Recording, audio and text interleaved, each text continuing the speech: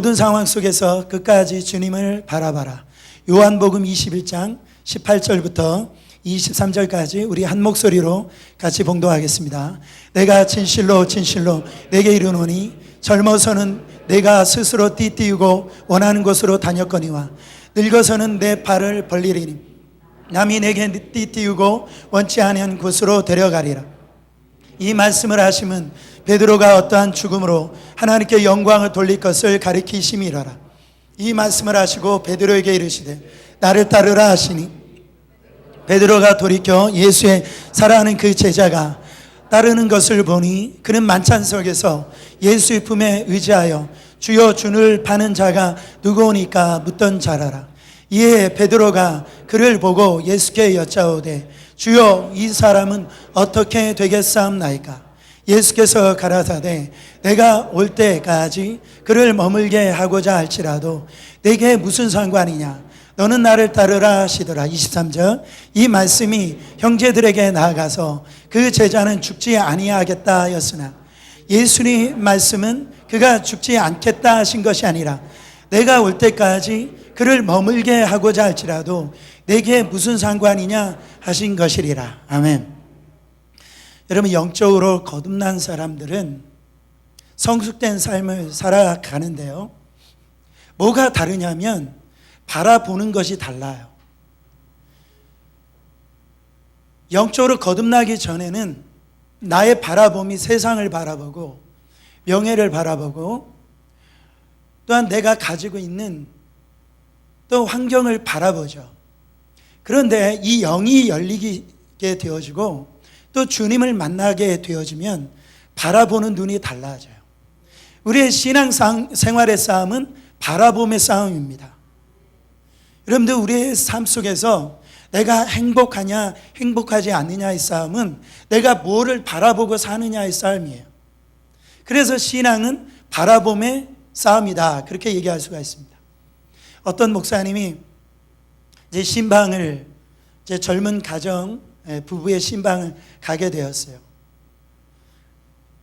그 가정에 가서 보니까 유치원 다니는 아주 예쁜 딸이 한 명이 있었습니다. 그래서 신방을 아주 은혜스럽게 예배를 드리고 이제 식사 시간이 되어서 목사님이 예배 시간에 이 유치원 다니는 그 딸이 아주 예쁘게 예배 드리는 모습을 보고 너무 감격을 해가지고선 그 딸에게 물을 컵에다 따라줬답니다. 그랬더니 이 딸이 하는 말이 목사님 건배 그러더라고요. 이렇게 딱 마시면서 술술 잘 넘어간다 얘기를 하죠. 저는 술을 안 먹어봐서 이게 무슨 의미인지 모르지만 웃는 분들은 할렐루야. 그러니까 자녀들은 부모의 삶을 보고 있는 거예요. 그거에 따라서 이 자녀들이 그렇게 반응하는 거죠. 여러분, 우리 신앙 생활에 있어서 중요한 것은 내가 뭐를 보고 사느냐, 굉장히 중요합니다.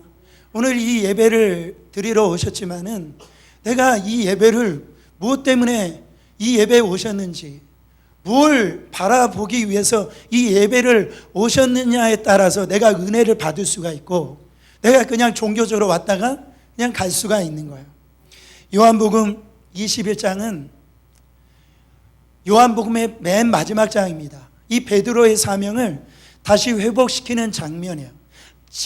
전번에 제 이 말씀을 바로 위에 말씀을 증거하고 바로 연결되어지는 말씀인데, 우리가 아시다시피 이 베드로는 어떤 사람이었어요? 예수님을 3번 부인했던 사람이어서 스스로 낙심하다가 자기는 더 이상 예수님의 제자의 자격이 없다, 그래가지고 자기가 실패자라는 것을, 그걸 가지고 옛날 삶으로 되돌아갔던 자였습니다. 그런데 예수님의 놀라운 은혜로 말미암아 다시 이 세워지는 그런 놀라운 회복의 역사가 일어났어요. 여러분, 부활하신 예수님께서 베드로에게 네가 나를 사랑하느냐 3번을 물으시죠. 이 베드로가 주를 향한 이 사랑한다라는 이 고백을 들으시고 난 이후에 이 예수님께서 제자들에게, 특히 이 베드로에게 주의 교회와 또한 성도들을 맡기는 걸 볼 수가 있습니다. 여러분, 그리고 나서 오늘 말씀이 연결되어지는 거예요. 예수님께서 베드로에게 그 말씀을 하시고 난 이후에 지금 예언을 하고 계시는 거예요. 그 예언이 18절입니다. 네가 젊었을 때에는 너 스스로 띠띠우고 네가 원하는 곳으로 다녔지만 이제는 늙어서는 네 발을 벌리리니 너는 원치 않지만은 다른 사람들이 너를 띠를 띠우고 네가 원치 않은 곳으로 데려가리라. 지금까지는 네 마음대로 살았지만, 네가 원하는 대로 살았지만 이제부터는 다른 띠가 생겨가지고선 네가 원하지 않은 삶을 살 것이다. 이게 해석이 안 되니까 19절 말씀에 예수님께서 정확하게 해석해 주는 거예요. 이 말씀을 하시면 베드로가 어떠한 죽음으로 하나님께 영광을 돌릴 것을 가리키심이라라. 이 말씀 같이 읽으시면 은혜가 됩니다. 베드로에게 이르시되 나를 따르라 하시니. 그러니까 그 말씀은 베드로가 앞으로 어떤 죽음을 당할지, 바로 순교할지를 지금 예수님이 예언하시고 그거를 통해서 하나님께서 영광을 받으실 것이다 라고 하는 말씀을 지금 베드로에게 하시면서 예수님이 베드로에게 너는 나중에 순교를 할 텐데 그러면 너는 나를 따라야 된단 말이야. 사랑하는 베드로야, 너 앞으로 순교를 할 텐데 네가 나를 사랑한다면 너는 나를 따라야 된다라는 거죠. 하지만 베드로는요, 그 순교할 만한 그 믿음이 없었어요. 말씀해 보면 그 순교에 대한 말씀을 주실 때 이 베드로의 믿음이 흔들렸던 걸 볼 수가 있습니다. 그래서 가만히 보니까 그 옆에 따라오는 요한이 보였어요. 그러면 주님, 그럼 저는 순교할 텐데 이 요한은 어떻게 되는 겁니까? 아니, 지금 이 질문을 하는 거예요. 여러분, 예수님께서 부활하시고 난 다음에 지금 이 장면에 보시면 처음으로 화를 내시는 걸 볼 수가 있어요. 기분 나쁜 얼굴로 하고 계신 걸 볼 수가 있어요. 베드로에게 그렇게 책망조로 얘기하십니다. 내가 올 때까지 그를 머물게 할지라도 너가 무슨 상관이냐? 왜 쓸데없는 생각을 하느냐? 내가 그를 살려준다 한들 네가 무슨 상관이냐? 너는 나를 따르라. 그 말씀을 하시는 거예요. 나중에 이 말이 오늘 말씀에 보면 헛소문이 나가지고 이 요한은 예수님 재림 때까지 안 죽는다더라, 그런 소문이 난 거예요. 예수님이 지금 하신 말씀은 그런 말씀을 하신 게 아니죠. 그 요한이 순교할지 예수님이 재림할 때까지 그가 살아있을지 그건 네가 상관할 바가 아니라는 거예요. 너는 상관하지 말고 너는 나만 따르라 이러죠. 나만 따르라. 너는 나를 따르기만 해라. 그런 뜻으로 오늘 말씀하신 걸 볼 수가 있습니다. 여러분, 우리 모두에게는 사명이 있습니다. 어떤 사람들 치고 하나님의 뜻이 없는 사람이 없어요. 베드로에게는 사명이 있었어요.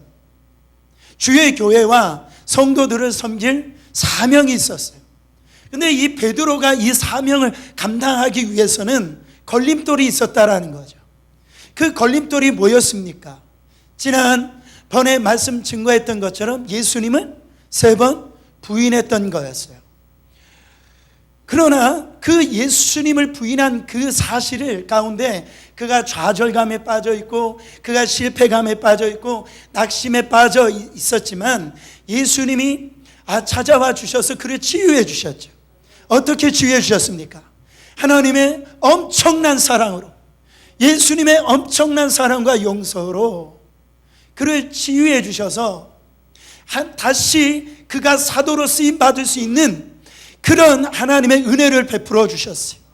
그것을 통해서 하나님이 쓰시는 사람은 바로 한번 깨어진 사람, 실패한 사람이라 할지라도, 정말로 하나님 앞에 넘어진 사람이라 할지라도 우리가 뭘 은혜를 받았습니까? 하나님의 근간 사람을 사용하신다는, 그 실패한 사람을 하나님께서 은혜 부어주시고 용서와 사랑을 부어주셔서 다시 회복시켜 주셔서 하나님의 사도로 사용하신다라는, 우리가 그것을 통해서 은혜를 받았잖아.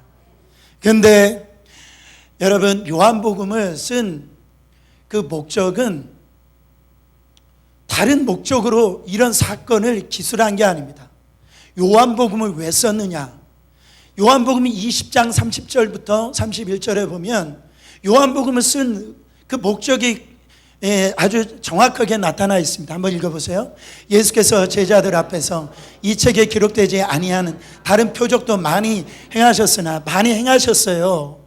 이 책에 기록한 것보다도 많은 것들을 행하셨지만 오직 이것을 기록하면 너희로 예수께서 하나님의 아들 그리스도이심을 믿게 하려 하며 또 너희로 믿고 그 이름을 힘입어 생명을 얻게 하려 함이라. 아니, 지금 이 목사가 왜 이 앞에서 설교를 하겠습니까? 하나님께서 수많은 기적과 이사를 왜 일으켜 주시는 거예요? 그 기적만 맛보고 끝나라고 그렇게 하는 겁니까? 오늘 이 교회에 와가지고선 뭔가 좀 종교적인 평안함을 누리라고 지금 이렇게 말씀을 전하는 거예요? 저를 보세요, 저를.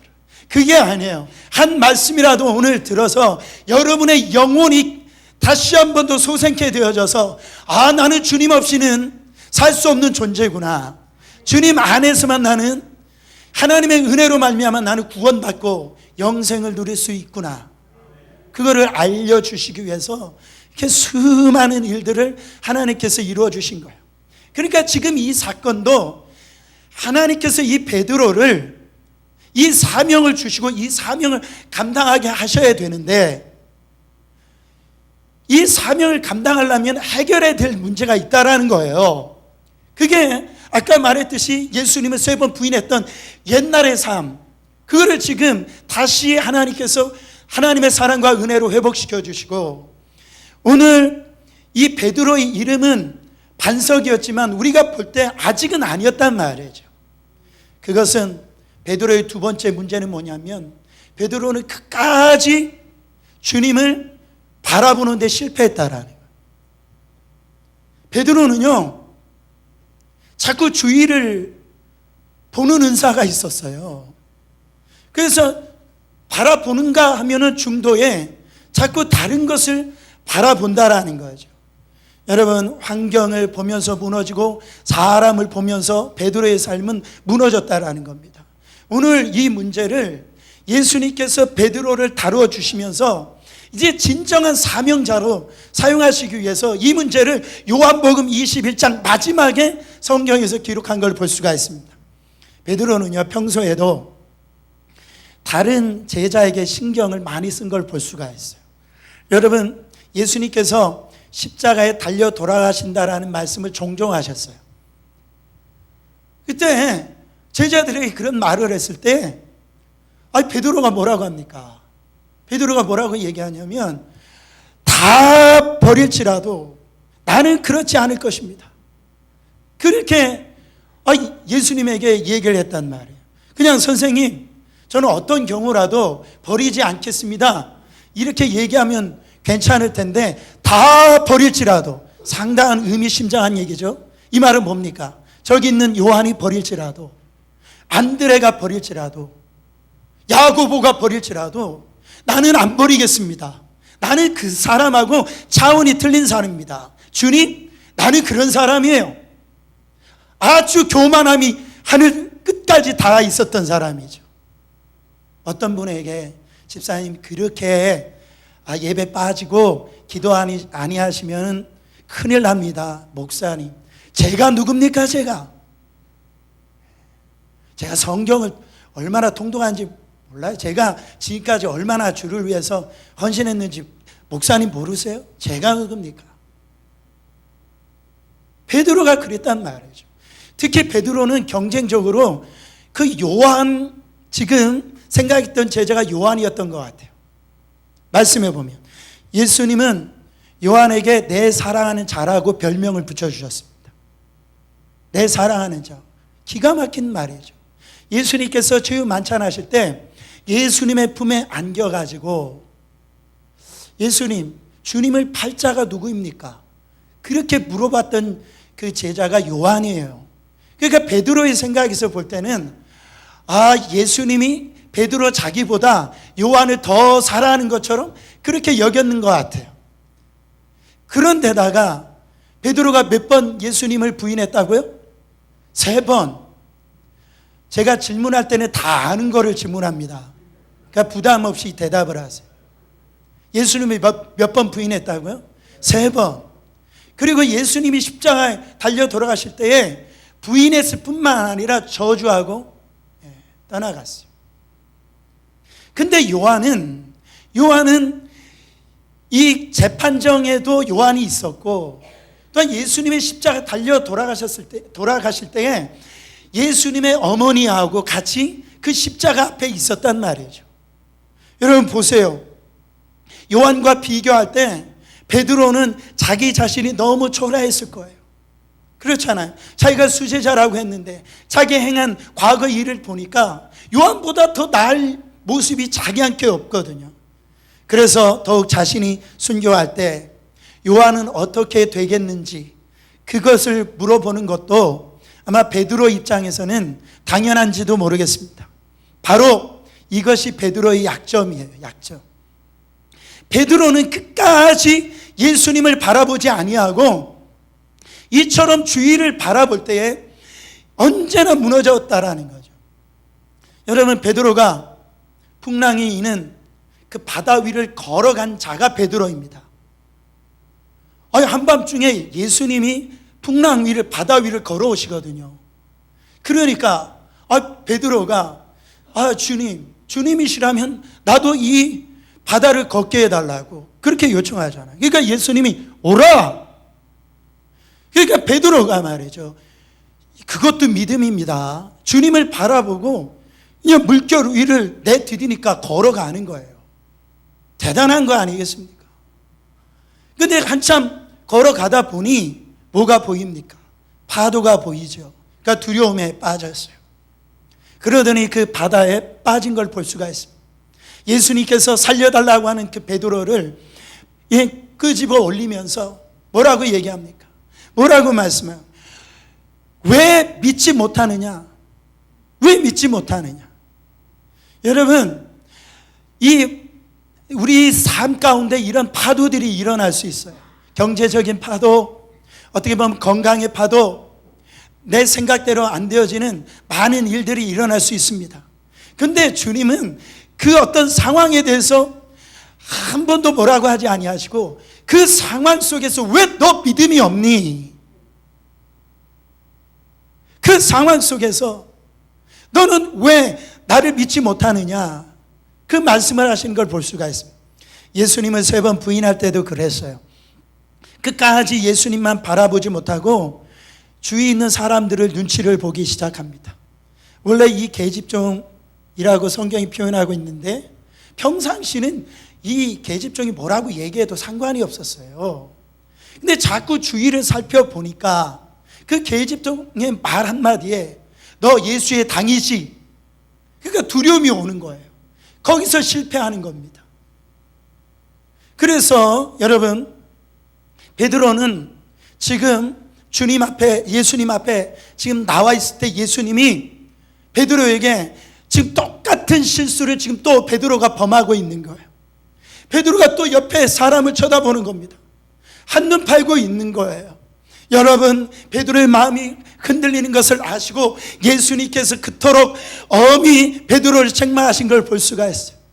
베드로야, 너 또 왜 그러니? 너 왜 또 다른 사람을 쳐다보느냐? 너 나만 바라봐야지 왜 요한을 바라보니? 지금 말씀하시는 거예요. 내가 재림 올 때까지 요한이 살아있든지 순교하는 거 너하고 뭔 상관이니? 너는 그러면 그것으로 인해서 너는 달라질 것이냐? 만약에 그것으로 인해서 그렇게 하지 않는다면 너는 사명을 감당하지 않을 것이야? 왜 또 너는 흔들리는 거야? 나를 똑바로 바라봐라. 여러분, 왜 이 중요한 순간에 다른 사람을 보냐고 예수님께서 지금 베드로에게 지금 책망적으로 말씀하고 있는 거라는 거예요. 그 상황에 따라서 내 사명이 달라지느냐, 그 말씀을 지금 하고 있는 거예요. 여러분, 이 말씀은 우리에게도 매우 중요한 말씀입니다. 예수님이 특히 이 문제를 다루시는 것은, 아주 중요하게 다루신 것은 뭐냐면, 이제 예수님은 하늘로 승천하시기를 앞둔 그 시점이에요. 이 말씀이 뭡니까? 이제는 눈으로 보는 예수님이 이제 보이지 않는 예수님으로 바뀌어지는 그 순간이죠. 너 보이는, 지금 나 보면서도 믿지 않는데 앞으로 보이지 않는 그때가 되면은, 이런 고난이 오고 환난이 오고 역경이 올 때 너는 도대체 어떻게 하겠느냐? 네가 그렇게 한눈 팔고 다른 것을 보면 네가 내 사명을 감당할 수 있느냐? 너는 나를 바라봐야지 사명을 감당할 수 있다, 이런 말이죠. 사랑하는 여러분, 바라보는 게 얼마나 중요한지 몰라요. 근데 뭘 바라보느냐가 중요한 거예요. 교회에 한 청년이 간증하는 것을 제가 들었어요. 이 청년은 인터넷 포르노 중독이 있는 교회 다니는 형제예요. 요즘 매우 심각합니다. 그러니까 교회를 다니까 이 마음에 죄책감이 있는데 이걸 끊질 못하는 거예요. 끊질 못하는 거예요. 근데 교회를 다니다가 아주 신앙생활을 아주 예쁘게 하고 얼굴도 참 아름답고 자기가 볼 때 너무 천사 같은 그녀를 만난 거예요. 같이 이렇게 사랑하게 된 겁니다. 근데 그녀를 만나면 만날수록 자기 자신이 너무 싫은 거예요. 자기 자신이 너무 더럽게 느껴지는 거예요. 그녀를 만나는데 죄책감이 드는 거죠. 그래서 자기가 이 문제를 어떻게 해결할 수 없어서 한 목사님한테, 목사님, 이걸 어떻게 해결했으면 좋겠습니까? 물어봤더니, 인터넷 그 포르노를 보지 말아라. 그거 누군 모릅니까? 아니, 그걸 못하니까 답답했는데, 그래서 담임 목사님에게, 목사님, 제가 이만저만해서 지금 굉장히 이렇게 나오는 사람이 치료를 받아요. 근데 물어보니까 목사님이, 내가 하는 대로 해라. 너 그거 생각하지 말고 네가 사랑하는 그 자매에게 아주 네가 하고 싶은 거, 사랑의 표현을 다 해라. 아주 꽃도 사다 주고, 또한 또 맛있는 밥도 같이 먹고, 또 그녀를 위해서 네가 음악적인 어떤 재능이 있으니까 그녀를 위해서 이 곡을 써가지고 그녀 앞에서 노래를 불러라. 사랑을 받으려면 이 정도는 받아야죠. 할렐루야. 그러다가 1년 만에 인터넷 포르노 중독이 끊어졌답니다. 바라보는 게 다른 거죠. 바라보는 게. 우리가 신앙생활 성공하려면 자꾸 나의 죄를 바라보고 내가 지금 넘어지는 것을 자꾸 그걸 묵상하고 다니면 우리는 일어날 힘이 없는 거예요. 그 상황 속에서 누구를 바라보면, 우리 주님을 바라보면 그 주님 안에 답이 있는 겁니다. 우리는 이겨낼 수 있는 거예요, 여러분.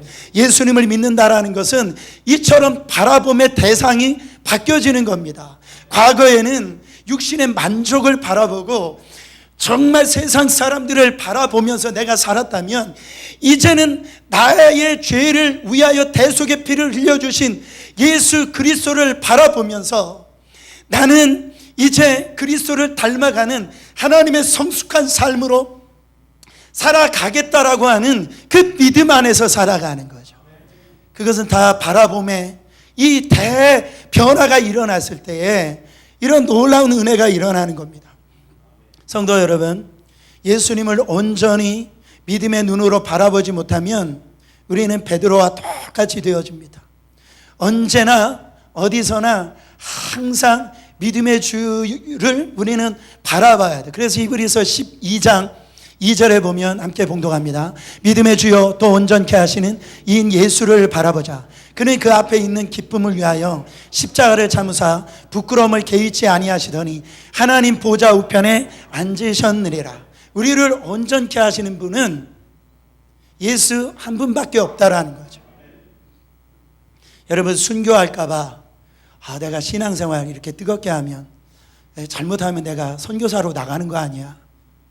절대 걱정하지 마세요. 순교할까봐 이런 두려워하는 분들이 계시는데, 내가 막 은혜를 아주 그냥 많이 받는 것을 두려워하는 분들이 있는데, 순교할 때가 온다면 그때 순교할 만한 믿음을 주시는 거예요. 우리는 언제 어디서나 예수님만 바라보면 되는 거예요. 내일의 모든 일어날 일들은 우리는 생각할 필요가 없어요. 예수님을 바라보면 우리 마음에 뭐가 생기느냐? 믿음! 이 믿음이 생겨서 그 믿음으로 통하여서 온전해지는 거죠. 그래서 순교해야 된다면 순교할 수 있는 믿음을 주님이 주시고, 또 이 내가 고난 당하면 고난을 이길 수 있는 그 믿음을 그 순간에 하나님이 주시는 거예요. 그래서 정말 내가 살 길을 열리길 원하시잖아요. 그러면은 살 길을 보는 눈이 열리게 해 주시는 분은 믿음을 통해서 하나님께서 그 눈을 열게 해 주신다라는 거예요. 스데반이 그렇지 않습니까? 여러분, 스데반은 육을 입고 있는 자, 우리와 똑같은 집사님이죠. 그러나 그가 그리스도를 증거하다 돌에 맞았을 때 그 육체적으로는 분명히 아팠을 거예요. 그러나 그 순교의 길을 걸어갈 수 있는 그 믿음을 하나님이 주셨기 때문에 그 엄청난 그 순간에서도 하나님의 영광 가운데 살아간 걸 볼 수가 있습니다. 그러나 예수님을 바라보지 못하고 한눈을 팔게 되어지고 환경을 바라보고 사람을 바라보게 되어지는 그 순간 우리의 마음에 시험에 들기 시작해요. 그러면서 어떤 현상이 나오느냐? 원망이 생깁니다. 불평이 생겨요. 또 시기 질투가 생깁니다. 그러면서 여러분, 우리 모두가 다 그래요. 베드로만 그런 게 아닙니다. 우리가 예수님을 바라보면은 불평할 일이 없는데 자꾸 환경을 바라보고 사람을 바라보면 우리 안에서 이런 말들이 나온다라는, 왜 나만 이런가? 왜 나에게만 주님이 이러시는가? 이런 원망이 생기는 거예요. 불평이 생기는 거예요. 자신이 초라하게 보이고 다른 사람하고 비교해 보면 나는 정말 신앙생활 잘 못하는 것 같고, 그래서 잘못되면 자기를 파괴하는 그런 순간까지 가는 걸 볼 수가 있어요. 이것이 하나님의 큰 뜻을 왜곡시키는 그런 어떤 신앙생활을 할 때가 너무나 많이 있습니다. 여러분, 오늘 주님을 바라보실 때에 우리 안에 있는 원망, 불평, 시기, 질투, 모든 이런 낙심이 우리 가운데 왔다면 주님을 바라보지 않으셔서 그래요. 여러분, 우리 웨슬리 목사님 다 아시잖아요. 감리교를 만드신 웨슬리 목사님이 6살 때 그가 살던 집에 불이 났어요. 웨슬리 목사님이 2층에서 잠을 자고 있는데 가족들은 다 나왔는데 이 2층에 자고 있는 6살 난 웨슬리가 못 나온 거예요. 그래서 동네 사람들이 이렇게 목말을 태워가지고선 가까스로 이 웨슬리를 구출해냈는데, 그 구출해내는 순간 집이 무너지는 거예요. 그 웨슬리의 어머니가 수잔나인데 그거를 평생 잊지를 못하는 겁니다. 그가 하나님이 이 큰 일을 시키려고 우리 아들을 그 무서운 불길에서 구원해내 주셨구나. 다 죽는 줄 알았는데 하나님이 건져내 주신 걸 보니까 하나님의 뜻이 있구나. 요 웨슬리도 그렇고 그 수잔나 그 어머니도 그를 잊지 못하는 거예요. 웨슬리 목사님이 50세 되었던 해에 이제는 다 죽게 되어진 겁니다. 이제는 다 죽게 된 거예요. 그래가지고 그 웨슬리 목사님이 얼마나 많은 공적을 남겼습니까? 굉장히 많은 업적을 남겼죠. 그것을 친송할까봐 자기 스스로 그 비문을 만들어가지고 그 비문에 이렇게 썼다라고 그래요. 나를 불 속에서 타서 죽을 존재였는데 나를 하나님이 지옥불에 들어갈 영혼들을 건져낼 복음 전하는 자로 살려주셨다는 이 사실을 평생 잊을까봐 그렇게 여기에 불에서 꺼낸 그슬린 나무 존 웨슬리의 육신이 누워있다. 비문에 그렇게 기록했다라는 거죠. 여러분, 그 일이 있고 난 이후에 거의 40년 가까이 하나님께서 살려주셨는데, 여러분, 그때 죽었으면 그 고백이 아마 비문이 됐을 거라는 거죠. 여러분, 웨슬리 목사님은 하나님께서 이 잠시도 이 사실을 잊지 않았어요. 나는 불 속에서 건져남을 받은 자다. 나는 죽을 수밖에 없었던 자다. 그러면서 영적으로 이 지옥불에서 나는 죽을 수밖에 없는 나를 구원해 주신 이 은혜를 생각하니까 그 평생에 정말 하나님의 일을 하면서도 아주 싱싱하게 주의 사역을 감당하고 하나님을 찬양하고 영광 올려드렸다라는 거죠.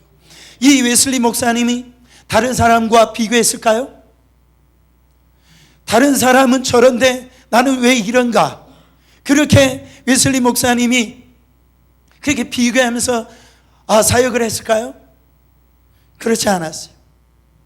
그의 고백을 보면 웬 은혜인가? 웬 축복인가? 웬 사랑인가? 나는 사명이 있어서 사는구나. 내가 사명이 없었으면 나는 죽었을 존재구나. 그래서 사는 거예요. 성도 여러분, 예수님하고 나만 생각하면 시험 될 일이 없어요. 자, 한번 따라해 보세요. 예수님과 나만 생각하면 시험 될 일이 없다. 자, 우리 옆 사람에게 해보세요. 예수님과 우리 집사님만 생각하면 시험 될 일이 없어요. 여러분, 불평할 게 뭐가 있어요? 여러분, 은혜를 작게 받았습니까? 여러분, 하나님의 사랑이 부족하십니까? 어떤 사람에게는 예수님의 십자가를 많이 쏟아 부어주시고 나에게는 찔끔찔끔 그 예수님의 십자가의 그 보혈의 피를 흘려주셨어요? 예수님의 사랑은 저나 장로님이나 옆에 있는 여러분들이나 똑같이 그 한 방울은 똑같은 값어치 예수님의 그 값으로 우리를 구원해 주셨다란 말이죠. 얼마나 이 엄청난 사랑입니까? 오늘 교회 처음 나오신 분이라도 저하고 똑같은 사랑, 그 받은 분, 그 용서를 받은 분들이라는 거예요, 여러분. 여러분, 예수님과 나만 생각하면 부족할 것이 아무것도 없다라는 거예요. 사명이 있기 때문에 여러분, 예수님만, 나만 생각. 근데 우리는 자꾸 환경을 보고 저 옆 사람만 보고 또 어떤 내 이 여건을 바라보니까 불평, 불만 생기는 거예요. 예수님 한 분이면 충분합니다. 그런데 다른 사람과 비교하는 순간 갑자기 내 속이 막 뒤집혀져요. 왜 나만? 왜 나는? 나만 억울한 것 같고 나만 초라해지는 것 같고, 그래서 감사가 불만으로 바뀌고 기쁨이 슬픔으로 바뀌는 그런 일들이 일어나는 겁니다. 여러분, 남과 비교하는 자는 첫 번째 어떤 일이 생기냐면 아무리 가져도 영원히 뭐가 없어요? 만족감이 없어요. 두 번째, 축복을 받아도 누리지 못합니다. 세 번째, 불필요한 열등감에 계속 고통을 당합니다. 그 아무리 하나님이 축복을 주시고 막 은혜를 부어주셔서 다른 사람하고 비교하잖아요. 그 비교할 때에 보통 나보다 나은 사람하고 비교한단 말이에요. 나보다 더 많이 갖고 있는 사람하고 비교한단 말이에요. 나보다 더 예쁜 사람하고 비교한단 말이에요. 그러니까 끝이 없는 거예요. 감사가 없고 만족이 없는 겁니다. 여러분, 하루 품삯을 다 받은 종이 마지막 1시간만 일하고 똑같은 품삯을 받는 그 모습을 보고 속이 뒤집힌 걸 볼 수가 있죠. 그 원래 실업자였어요, 예수님 비유를 볼 때. 그래서 이 주인이 불쌍히여 가지고선 그를 이제는 일을 시켜 가지고선 그 맞는 그 노동 임금을 줬는데, 어떤 종이 와서 일하는 거 보니까 끝나기 전에 1시간만 일했는데 자기하고 똑같은 임금을 받거든요. 그러니까 속이 뒤집어지는 거예요. 그 주인을 바라보면 그가 이 불평할 일이 없죠. 비교해서 그런 겁니다. 1달란트 받은 그 종의 모습을 보세요. 그 종이 2달란트 받은, 그 다음에 5달란트 받은 그 종하고 비교를 해보니까 나는 이 1달란트 받은 나는 아무런 쓸모없는 존재처럼 그렇게 생각한다라는, 저희는 2달란트 받은 사람만, 5달란트 다른 사람만 하나님의 일을 감당할 수 있지, 나같이 한 달란트 받은 자가 어떻게 하나님의 사명을 감당하고 하나님의 일을 할 수 있느냐. 그래가지고 땅에 묻어버리는 거예요. 그런 분들 많이 있습니다. 하나님이 주셨는데, 하나님이 허락해 주셨는데, 나 같은 한 달란트 받은 자는 하나님의 관심이 나한테 없어. 그 땅에 묻어놓고, 여러분, 하나님은 능력대로 그 달란트를 다 주신 줄 믿습니다. 하나님께서 이 땅에 오셨을 때 많은 달란트를 받았느냐를 가지고 평가하시는 것이 아니라, 그 달란트 받은 대로 네가 하나님 앞에 충성하고 사명을 감당했느냐에 따라서 하나님의 칭찬과 하나님의 책망이 바뀌어지는 걸 볼 수가 있어요. 미국 어느 교회에 주일 아침에 한 성도가 강아지를 데리고 왔대요. 예배 드리러 오는데 이제 개를 데리고 온 거예요. 옛날에 제가 들어보니까 어린이 학교에도 있었답니다. 그러면 이제 들어가려고 하니까 안내원이 막을 거 아니겠어요. 이 강아지를 데리고 예배 드리러 못 들어갑니다. 그러니까 이 개 주인이, 나는 이 강아지가 없으면 불안해가지고 예배를 못 드립니다. 좀 보내주세요. 그렇게 얘기를 한 거예요. 그러니까 안내원들이 절대 안 됩니다. 내가 이 강아지를 잘 케어줄 테니까 걱정하지 마시고 들어가서 예배 드리세요. 그래서 할 수 없이 들어가서 예배를 드렸는데, 예배 드리는데 한 20분 지나자마자 밖으로 그냥 나와버렸대요.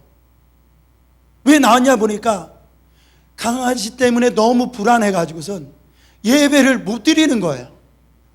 여러분, 이 시간에 여러분 예배를 드리는데 강아지를 데리고 오신 분들이 있어요. 이 자리에 예배 드리는데 마음속에 강아지가 있단 말이에요.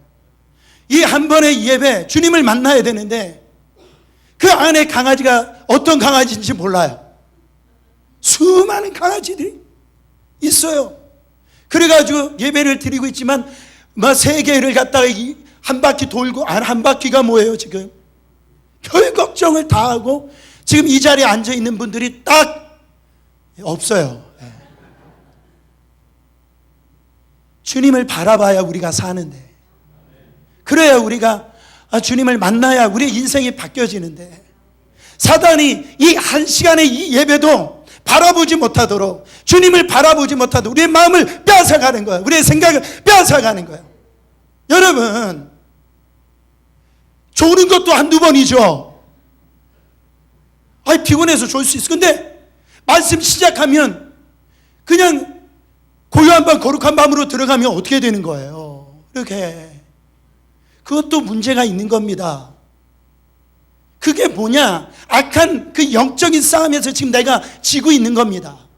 주님을 만나야, 주님을 바라봐야 내 영이 살고 다시 이 사명 감당할 수 있는 그런 인생으로 바뀌는데, 주님을 바라보지 못하도록 근심을 집어넣고 걱정을 집어넣고 내 삶에 지금 안 되는 일을 갖다가 막 집어넣어가지고선 이 예배 주님 만날 수 없도록 그렇게 악한 것들이 만든다라는 거예요. 오늘 이 시간 여러분 마음에 시험이 있다면, 불평이 있고 원망이 있다면 예수님을 바라보지 못하는 겁니다. 베드로가 주님으로부터 지금 엄청난 사명을 받는 이 중요한 순간에 그만 예수님을 끝까지 바라보지 못하고 시험에 확 드는 것처럼 보인 것처럼, 여러분 우리도 그럴 수가 있다라는 거예요. 제가 한 가지만 더 말씀드리겠습니다. 어느 여자 성도님이 평소에 늘 남편의 그 핍박이 이루 말할 수 없었대요. 그러니까 그냥 폭언할 뿐만 아니라 막 때리고 막 그랬다는 거죠. 그냥 술만 먹으면 또 때리고. 그래서 이 집사님의 간증이 뭐냐면, 본인은 이 새벽 기도에 나와서 그 힘을 얻고, 그 힘을 가지고 그 남편이 막 이렇게 때리려는 그 순간, 너 죽고 나 죽자, 그 힘을 가지고 예수님의 그 새벽 예배에 나오는 그 힘을 가지고 같이 싸웠대요. 그걸 가지고 그럴 수도 있죠. 어떻게 보면 좀 나이롱 집사님이라고 그러면 이해될 수도 있는 거 아니에요. 그 힘을 가지고 막 싸웠다라. 근데 문제는 뭐냐면 이 여자 집사님이 은혜를 받은 거예요. 예수님의 그 십자가의 그 은혜를 경험한 겁니다. 나는 이미 십자가에서 죽었구나. 예수의 생명이 내 안에 있구나. 이거를 경험한 거예요. 깨달은 거예요. 그래가지고 진짜 이렇게 은혜를 이렇게 받고 난 다음에 막 펑펑 울고 주님 앞에 막 회개하고 그랬다라는 거예요. 그러니까 죽으니까 자유가 오고 평강이 오고 행복이 왔다라고 그렇게 간증하면서 하루는 남편이 그날도 술 먹고 와가지고 시비를 이렇게 걸더랍니다. 그리고 때리는데 어느 때 같으면 눈을 똑바로 보고 너 죽고 나 죽자 이렇게 나 죽어 막 그랬을 텐데 이 여자 집사님 입술에서 주여 그렇게 나온 거예요. 그러니까 때리면 주여 하고 때리면 뭐하고? 주여. 때리면 주여. 그러니까 때리던 남편이 가만히 보니까 지금 내가 때리는 것이 아내를 때리는 것인지 주님을 때리는 것인지 헷갈리더란 말이더라고요. 그래가지고 이러다가는 잘못하면 자기가 벼락 맞을 것 같아가지고선 너 미쳤냐? 이렇게 물어봤대요. 그러니까 이 여자 집사님이 여보. 근데 그 음성이 이 간증을 들어보면은 천사와 같은 음성이었대요. 지금까지도 그 여자에게 한 번도 들어보지 못하는 가장 아름다운 여보 소리였대요. 여보, 나 안 미쳤어.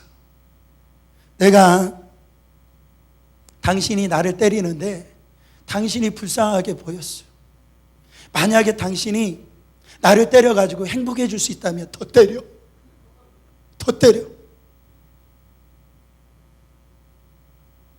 완전히 여러분 이전 여자가 아닌 거예요. 사람이 완전히 달라진 겁니다. 그 남편의 고백을 보면 아내의 그 얼굴에 도끼가 빠지고 살기가 빠졌다라는. 그래가지고선 남편도 자기도 모르게 그 아내에게 미안해 그랬대요. 그래서 긴 말을 짧게 해가지고 일주일 만에 교회에 나왔다라는 그런 간증을 제가 들었습니다. 여러분 우리가 정말로 베드로가 어떻게 바뀌었는가? 그것은 하나님의 그 영광이 경험되어질 때에 주님을 바라볼 때 이런 일들이 일어났다라는 거죠. 사도행전 2장에 보면 이 베드로가 성령이 임하심으로 말미암아 하나님의 영광을 경험을 합니다. 올 때 그 영광이 올 때 그의 인생이 완전히 바뀌어지는 거예요. 그래서 그가 많은 이 고난과 핍박과 환난이 왔을지라도 나중에 그가 십자가를 달려 죽는 것도 예수님하고 똑같이 달려주는 것은 나는 그렇게 할 자격이 없다. 왜? 예수님을 3번 부인하고 배신한 자이기 때문에 그 십자가에서 거꾸로 그 십자가에서 달려 죽는 그런 베드로가 되었던 것은 뭐냐면 그가 날마다 그 성령의 능력이 그 심령 안에 임함으로 말미암아 그 순간순간마다 주님을 바라볼 때에 모든 상황 속에서 그의 삶이 승리케 되어진 걸 볼 수가 있습니다. 사랑하는 여러분, 여러분들 다 핸드폰이 있을 거예요. 핸드폰. 여러분 밤에 핸드폰 가지고 뭐 하십니까? 누구든지 다 충전하실 겁니다. 그렇죠? 핸드폰이 떨어지면은 안 되니까 다 충전할 거예요. 그 핸드폰을 바라보는 거예요. 근데 우리가 핸드폰 보듯이 우리가 주님을 그렇게 내 안에 지금 주님 바라보는 것이 지금 망가지고 나의 신앙이 지금 정말로 하나님 보실 때 다 망가져 있는데 하나님 앞에 무릎 꿇고 나오지도 못하고 예배해서 주님을 바라보지 못하는 내 자신을 지금 어떻게 됐는지 그 주님을 바라보지 못한 상태로 살아가는 분들이 너무 많이 있다라는 거예요. 여러분 오늘 어떤 환경 가운데 있다 할지라도 이 주님 바라보는 이 믿음이 다시 회복되어지는 시간 되시길 원합니다. 그때 우리의 삶이 다시 일어날 수 있어요. 환경이 다시 바뀌어지고 하나님이 주시는 복을 받을 뿐만 아니라 하나님의 사명과 하나님의 뜻을 온전히 이룰 수 있는 하나님의 넘치는 그 은혜의 복음을 전하는 자로 쓰임받을 줄 믿습니다.